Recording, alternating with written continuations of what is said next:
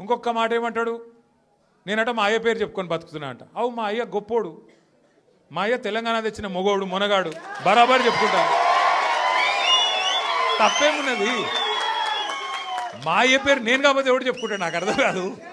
మా అయ్య మొగోడు మునగాడు తెలంగాణ తెచ్చినోడు, బరాబర్ చెప్తా.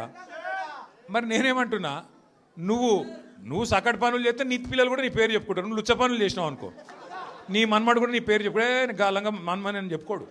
మంచి పనులు చేయి, నీ పేరు కూడా చెప్పుకుంటారు.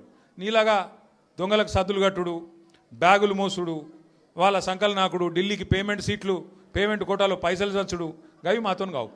కొట్లాడతాం, మొగాళ్ళలాగా కొట్లాడతాం, మునగాళ్ళలాగానే బతుకుతాం, తెలంగాణ పౌరుషంతో బతుకుతాం. నీలాగా బతుకం, ఢిల్లీకి గులాములక్క మాత్రం బతుకం.